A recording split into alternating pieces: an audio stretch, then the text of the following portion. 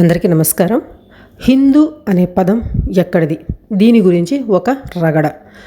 హైందవం అంటే కేవలం మతం అని ఒక రగడ. ఇది ఒక హైందవం అంటే ఒక మతం అని ఒక దురభిప్రాయం. ఈ దురభిప్రాయం చాలామంది హిందువుల్లో కూడా ఉంది. అసలు హిందూ ఏంటి? హిందువులు ఎవరు? ఈ భారతదేశంలో ఉండి దేవీ దేవతలను అంటే హిందూ దేవీ దేవతలను పూజించే వాళ్ళు మాత్రమే హిందువుల, మిగిలిన వాళ్ళు కాదా? హిందుత్వం అంటే గిట్టని కుహన మేధావులు, హిందూ ద్వేషులు ఎడతెగని సవాళ్లకు బదులు చెప్పేందుకు, లేక హిందూ సమాజంలోని ధర్మద్రోహులను కన్విన్స్ చేసేందుకో కాదు. హిందూ సమాజంలోని కొంతమందిని మినహాయిస్తే హిందూ ధర్మాన్ని ప్రేమించి, హిందూగా పుట్టినందుకు గర్వించి, దేశభక్తి జాతి గర్వం గుండెల నిండా ఉన్న చాలామంది 1000 రెట్లు వాళ్ళకన్నా మేలు. ఇక్కడ మీకు వీడియో చివరి వరకు చూస్తే నేనేం చెప్తున్నానో మీకు అర్థమవుతుంది. సగం సగం చూసి ఒక అభిప్రాయానికి రాకండి. నేను చెప్పే విషయం మీకు నచ్చితే లైక్ చేయండి. వీలైనంత ఎక్కువ మందికి ఈ వీడియో షేర్ చేసేదానికి ట్రై చేస్తారని నేను ఖచ్చితంగా నమ్ముతున్నాను. ముఖ్యంగా ఇప్పటి యువతరం వాళ్ళని మనం గట్టిగా పట్టుకోవాలి. వాళ్ళని మంచి మార్గంలో నడపాలి.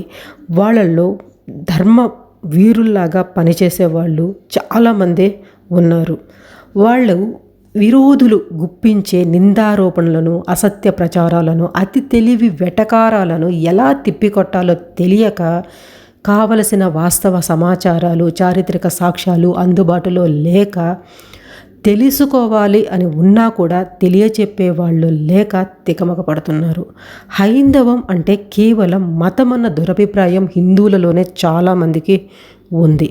హిందుత్వం అంటే కేవలం మైనారిటీలతో సమానమైన మత హక్కుల కోసం కోర్టుల చుట్టూ తిరగడం, అస్తిత్వం నిలుపుకోవటానికి అన్ని మతాల వారితో కొట్లాడటం, సోషల్ మీడియాలో వీరపాలాలు చేయటం, వృధాగా వాదులాడటం అన్న భ్రమలో చాలామంది హిందువులే ఉన్నారు. మొత్తంగా హిందూ సమాజానికి దాచిపుచ్చుకోవడానికి ఉండే ఆ కొన్ని చీకటి కోణాలు, సిగ్గుపడవలసిన దౌర్భాగ్యాలు, సమర్థించలేని లొసుగులు, లుకలుకలు చాలా ఉన్నాయన్న దురభిప్రాయం హిందూ ద్వేషుల, జాతి వ్యతిరేకుల, వామపక్ష చరిత్రకారుల, విదేశీ తొత్తుల నిరంతర దుష్ప్రచారాల ఫలితంగా హిందుత్వ శ్రేణుల్లోనే చాలామందిలో కనిపిస్తుంది. విదేశీయులు అల్లిన అబద్ధాలను ఎండగట్టి హిందూ మత ఉజ్వల చరిత్ర గురించి, ప్రపంచంలో మరే జాతి సాటి లేనంతటి హిందూ వీరుల శౌర్య పరాక్రమాల గురించి, హిందూ జాతి పూర్వ వైభవం గురించి, హిందూ సామాజిక వ్యవస్థ గొప్పదనం గురించి, హిందూ ధర్మ మహోన్నత్యం గురించి, జాతి గర్వించదగ్గ సాంస్కృతిక వారసత్వం గురించి నేటి హిందూ యువతకు సరైన అవగాహన కలిగితే రెట్టించిన ఉత్సాహంతో, మరింత ఆత్మవిశ్వాసంతో సింహాల్లాగా పోరాడగలరు. పరమాద్భుతాలే సాధించగలరు. దాదాపు ఒక శతాబ్ద కాలం జాతికి పట్టిన రాజకీయ గ్రహణాన్ని పటాపంచలు చేయగలరు. హిందూ జాతికి సిసలైన భారతీయతకు పూర్వ వైభవాన్ని తిరిగి సాధించగలరు. భరత వర్షాన్ని మళ్ళీ విశ్వ విజేతగా, విశ్వ గురువుగా, మత కల్లోలిత ప్రపంచాన్ని శాంతి సుస్థిరతలతో సురక్షిత తీరానికి చేర్చే ధార్మిక చుక్కానిలాగా వీళ్ళు పనిచేస్తారు. ఈ శుభ పరిణామాలకి చేతనైనంత దోహదం మనం కూడా చేయాలి. ఇక భారతీయ, హిందూ ఈ పదాల గురించి మనం చిన్నప్పుడు కొన్ని చదువుకొని ఉంటాం. ప్రతి ఒక్కరు స్కూల్లో ఈ పాట పాడే ఉంటారు. జయ జయ జయ ప్రియ భారత జనయిత్రి దివ్యదాత్రి అనేసి. భరత భూమితో, భరత వర్షతో మనకు వేదయుగం నుంచి ప్రగాఢమైన అనుబంధం ఉంది. మనందరిది ఒకే దేశం, ఒకే జాతి. హిమాలయం సమారభ్య యావదిందు సరోవరం తం దేవనిర్మితం దేశం హిందుస్థానం ప్రచక్షతే.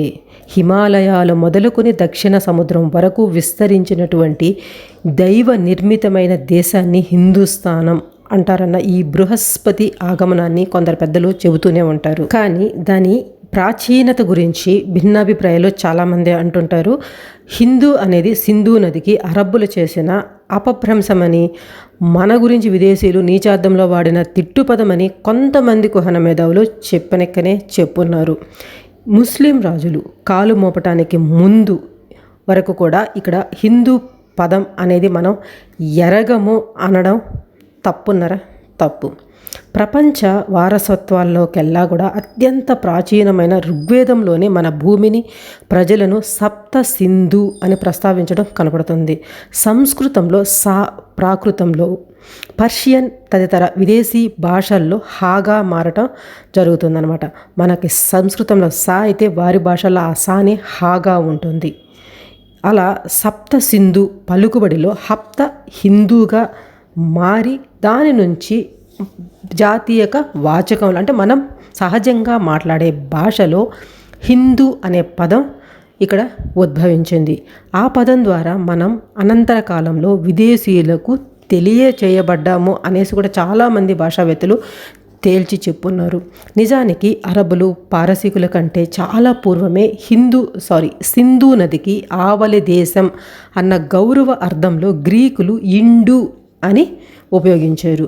సింధు నదిని బట్టి సింధు అంటే సముద్రం అని కూడా ఒక అర్థం ఉంటుంది. కాబట్టి సముద్ర పరివేషితమైన మొత్తం దేశవాసులను సింధులని పిలిచేవాళ్ళు. అదే పోను హిందువులుగా మారిందని ఇంకొకరి అభిప్రాయం. సింధు ప్రాంతంలో నివసించేవారు వైదిక నాగరికతను అనుసరించేవారు అనేసి ఈ భౌగోళికమైన సాంస్కృతిక అర్థంలోనే జాతివాచకంగా గ్రీకులైన అరబులైన పారసీకులైన హింద్ పదాన్ని ఉపయోగించేవాళ్ళు. హిందూ పదం ఎలా పుట్టింది, ఎప్పుడు పుట్టింది, వేదయుగానికి ముందా తర్వాత అన్నది కాదు. ఒకప్పుడు సింధు దేశాన్ని సూచించిన హిందూ పదం కాలక్రమంలో దేశ గౌరవానికి, జాతి ప్రతిష్టకు, వాటిని నిలబెట్టడానికి ప్రాణాలు బలి ఇచ్చిన వేలాది లక్షలాది ధర్మవీరుల పౌరుషానికి, జాతీయ క్షాత్రానికి ప్రతీకగా జాతి జనుల మనస్సుల్లో ముద్రపడిన పునీతమైనదన్నదే ఇక్కడ పాయింట్.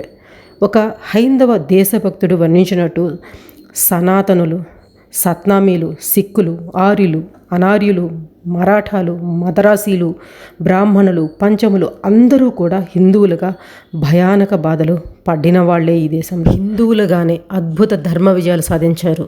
శత్రువులు మనల్ని హిందువులుగానే ద్వేషించారు. అటక్ నుంచి కటక్ వరకు, కాశ్మీర్ నుంచి కన్యాకుమారి దాకా ప్రజలను, జనపదాలను, కులాలుగా, తెగలను హిందుత్వం అనే బంధమే ఏకం చేసి 1000 కథన రంగాలలో ధర్మరక్షణకు ప్రాణాలు ధారపోసేందుకు పురిగొల్పింది. 100 సంవత్సరాల పాటు హిందూ జాతి సాగించిన స్వతంత్ర సంగ్రామంలో ఎందరెందరో దేశభక్తులు రక్తంతో, త్యాగంతో, శివాజీ మహారాజు వంటి ఎందరు ధర్మవీరుల, మహావీరుల శౌర్యంతో, పరాక్రమంతో హిందూ పదం పునీతమైందో అది ప్రతి ఒక్కరూ గుర్తుంచుకోవాలి. ఇది భరతవర్షం.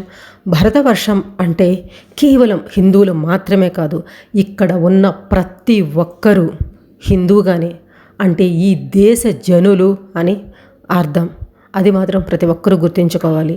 ఫర్ ఎగ్జాంపుల్, మనం ఇక్కడి నుంచి పాకిస్తాన్కి వెళ్ళినా కూడా వాళ్ళు మనల్ని హిందుస్థానీ అనే అంటారు. నువ్వు హిందువా, ముస్లిమా, క్రైస్తవ ఇవన్నీ ఏమీ ఉండవు. ఇండియా నుంచి అంటే హిందుస్థానీవా అంటారు. వేరే దేశానికి వెళ్ళండి, చైనాకి వెళ్ళండి, హిందుస్థానీ అంటారు. ఎక్కడికి వెళ్ళినా కూడా మనల్ని most of the members Hindustani అని అంటారు. అంటే వాళ్ళ అర్థంలో ఇక్కడ ఉన్న వాళ్ళందరూ కూడా హిందుస్థానీలు అని అర్థం. అది ఒక మతాన్ని సూచించేది కాదు. ఇది జస్ట్ మై ఒపీనియన్. మీరేమంటారో ఖచ్చితంగా కమెంట్స్లో రాయండి. మనమందరం భారతీయులం, అది మనం గుర్తుపెట్టుకోవాలి. మన తర్వాతి తరాలకు ఇదే మనం చెప్పాలి, మనమందరం భారతీయులం. ఓకే, ఇప్పటివరకు ఈ వీడియో చూసారంటే మీకు ఎంతో కొంత నచ్చే ఉంటుందని నేను అనుకుంటున్నాను. నచ్చితే లైక్ చేయండి, వీలైనంత ఎక్కువ మందికి షేర్ చేస్తానికి ట్రై చేయండి. ప్రీవియస్ వీడియోస్ అన్నీ చూడండి. నేను చెప్పే ఇన్ఫర్మేషన్ కరెక్ట్గా ఉంది అని మీకు అనిపిస్తేనే సబ్స్క్రైబ్ చేసుకొని సపోర్ట్ చేసేదానికి ట్రై చేయండి. Thanks for watching. జై హింద్.